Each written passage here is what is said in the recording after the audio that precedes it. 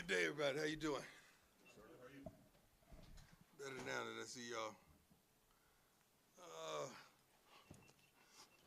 Georgia Tech, Georgia Tech, Georgia Tech. Coach Key, if you out there, I tried to call you, man. I tried to FaceTime you. I don't like to just, I like to see the person when I talk to them. So I tried to FaceTime you, but you probably didn't know it was my number. But I love you. I appreciate you. I checked on you. There's some guys that know you, that know you, that validate that you're a good guy. And I love to hear that. You come off like that anyway, but that was validation. And I love it. Coaching at the university you played at has got to be awesome. It's got to be like unbelievable, man. This tough nose, attention to detail. We came in the same class, I feel. You know, like he got it. He's the interim, but he got it when I got an opportunity. So I'm always rooting for those guys in our class, but they're going to come. They're going to play tough. They try to establish the run. They protect the ball. They don't make too many mistakes. Defense is savvy. They're going to force you to do some things you don't want to do. It's going to be a great contest. They played their butts off under his leadership the last couple of years, man. So it's going to be a tremendous challenge. But he's one of the good guys in the coaching business that I adore. Next, Buck Buchanan, Longview, Texas, Students of the Week. Christian Singleton Hudson, defensive lineman, Daytona Beach, Florida.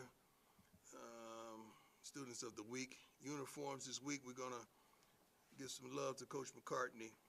Gold helmets, black jerseys, gold pants, white socks, black shoes. That's how he did that thing, so we're going to do that. It's going to be a patch on our jersey that says MAC 82 to 94 to pay tribute to his time here, which included the championship, national championship, which I pray to God we do that one day. Let me see. The rest is, it is what it is. Let's go. Hi, Coach. Good to see you. How you doing? Nikki Edwards, Yahoo Sports. So, Yahoo Sports, is that new?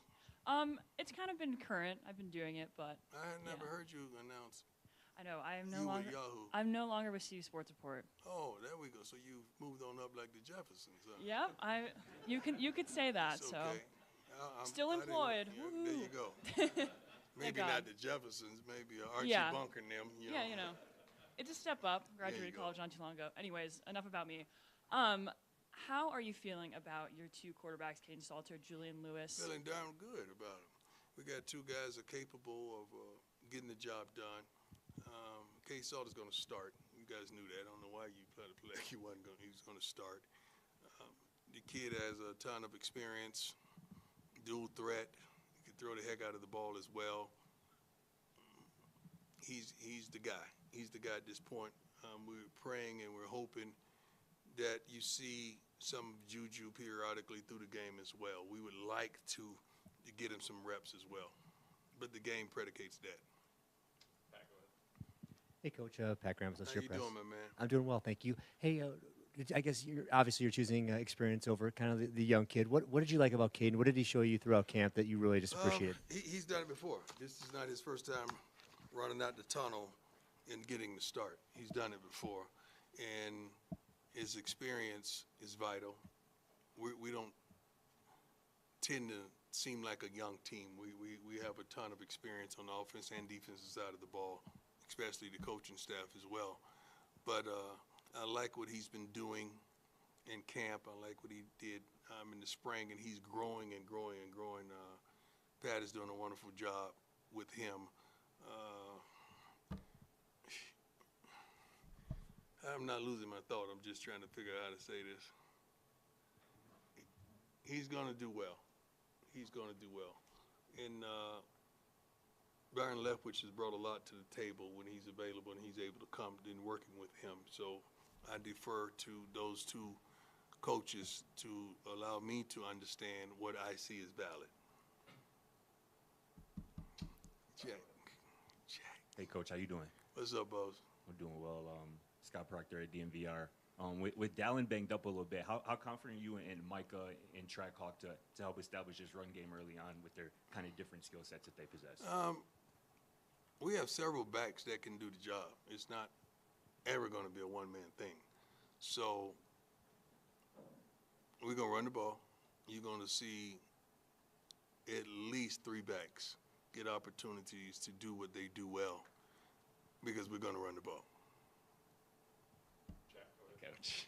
Jack, come on, Jack. Bring Jack Carlo. it. Carlo. How are you, Coach? Good, sir. Good, good. Yeah, excited for game week, obviously. Yes, sir. I want to ask about your offensive line. Just how excited are you to see this kind of new version of that group up front, and what do you expect from them? First, let me go to the coaches. Our 3-headed monster of coaches have been doing a wonderful job assembling that line, teaching that line, educating that line, making sure they're dotting I's and crossing the T's. We got some guys that truly want it.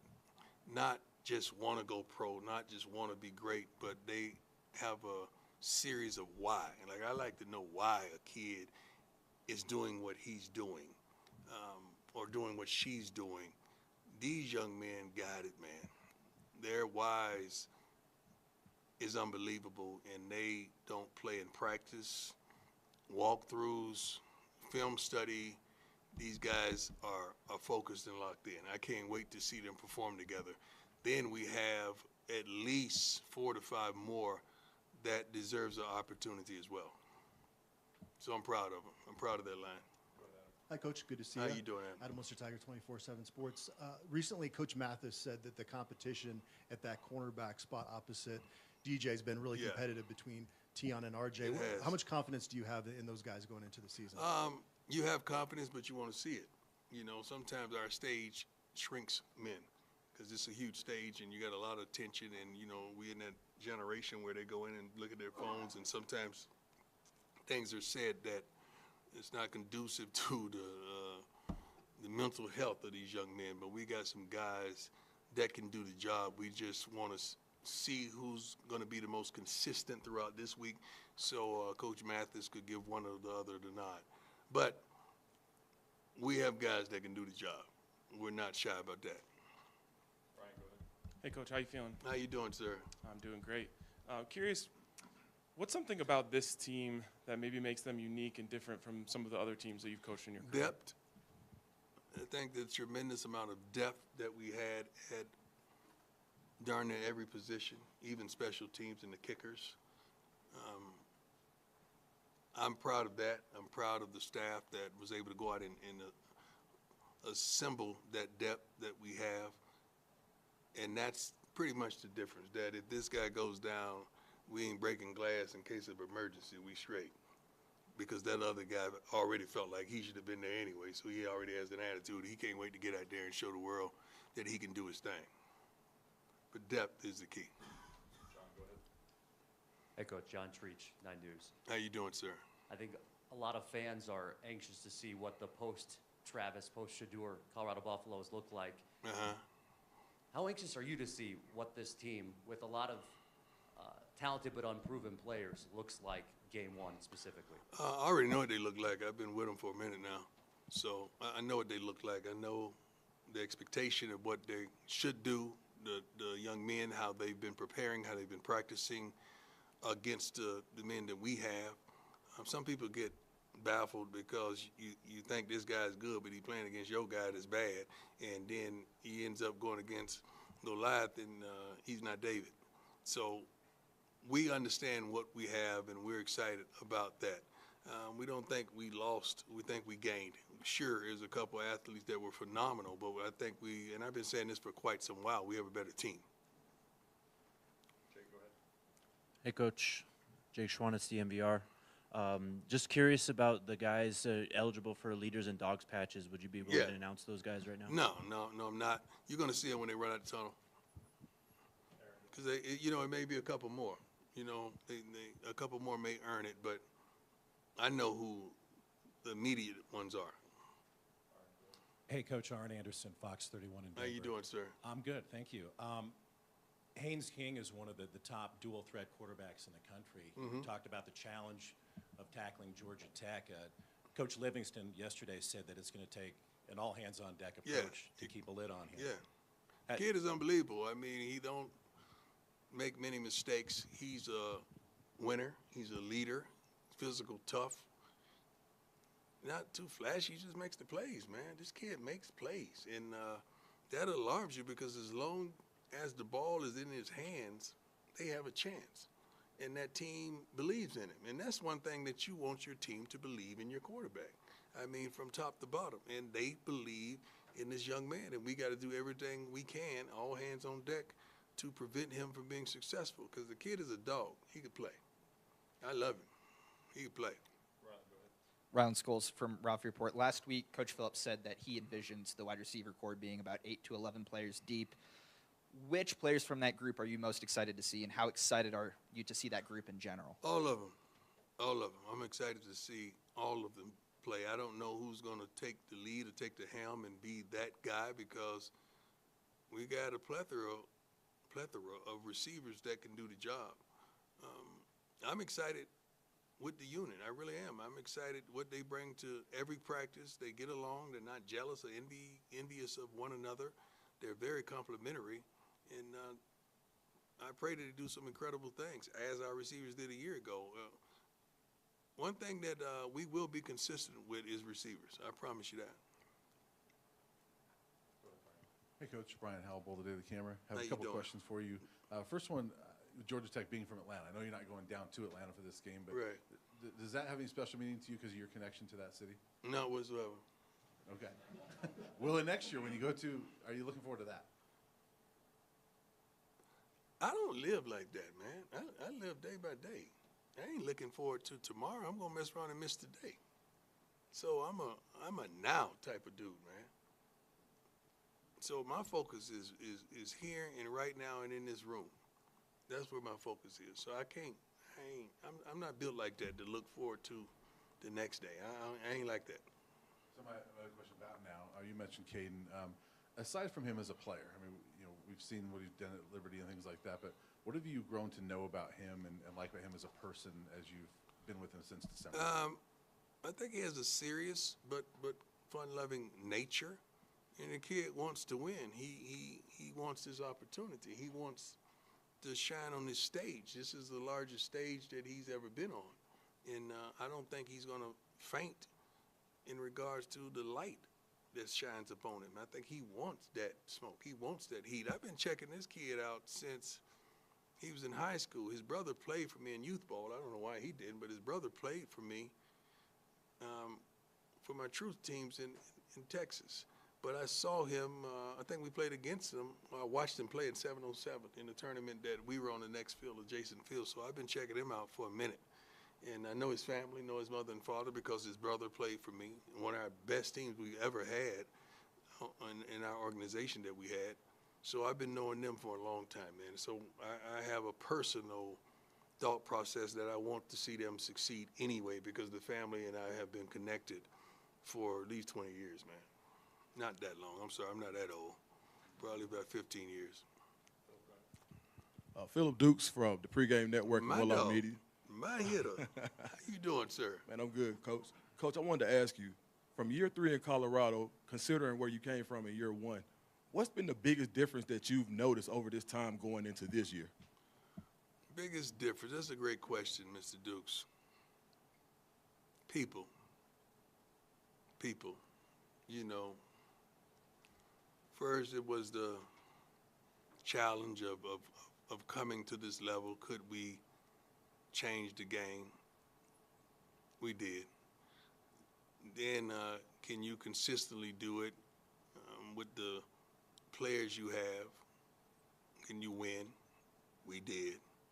Now it's, well, can you do it without Travis and Shedeur? Can you do it? You know, it's always going to be a challenge, and I don't mind that. And I stand up to those. I've been challenged my whole darn life, but this ain't about me. This is about the kids that we've assembled, and we will. Ain't that a song say, we gonna be all right? We gonna be all, who's saying that? Kendrick. All right.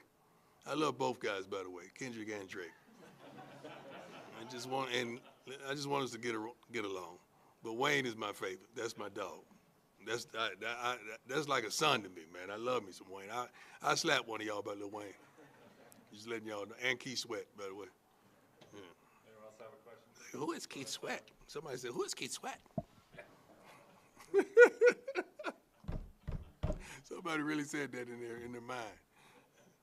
Hey, Coach, Tyler King with the Denver What's Gazette. going on, boss? I'm doing well, thank you. You mentioned wanting to get Juju a couple snaps in this game, couple of series. Just kind of, what's the conversation been like with him this week as you get ready to, although he didn't win the starting job, get ready for him to be ready to go in when his number's called? It's not like a conversation, it's an expectation. He knows where we stand. He knows what the future beholds for him. He knows how we see him, and he knows what we expect of him. So it's not no elongated conversation where, dog, you know, I want you to do this. They know. Our kids know me. I'm too personable, and they see me all the time. I eat with them in the cafeteria. They could come to the office and knock on the door and come in, and we can sit down and chop it up. But our kids know me, man. So we don't have to have those in-depth conversations because I make it plain in our morning meetings and throughout the days and throughout practice. I make it real plain. They never have to guess where I am. Hey, Coach, just one more question Yes, for you. sir. Obviously, Folsom put in the artificial turf Yes, sir. this summer. What do you like about that look of the turf and the feel of it? Do the players enjoy it? I like the look of it because it's beautiful.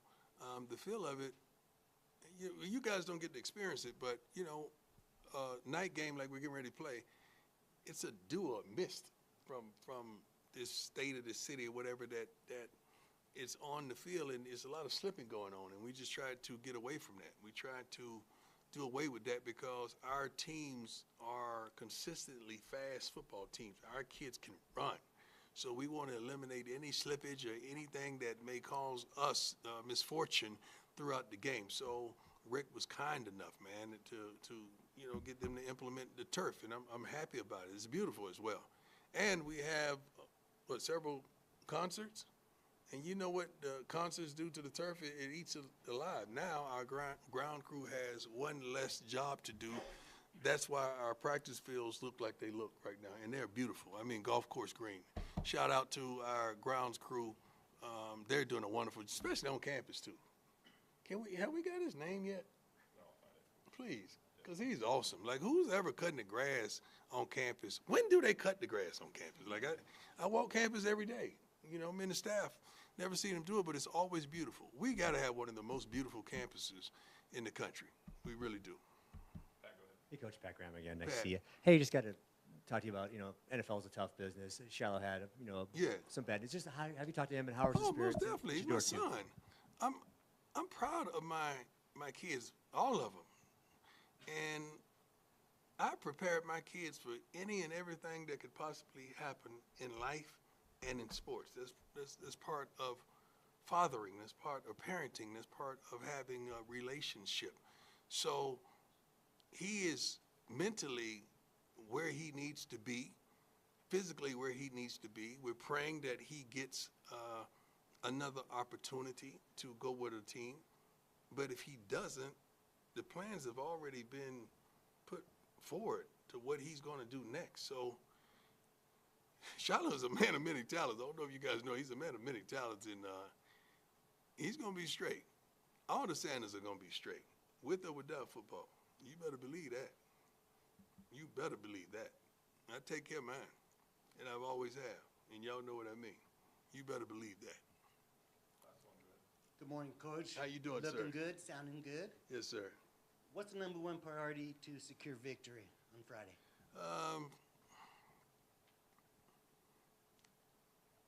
Mistake-free football.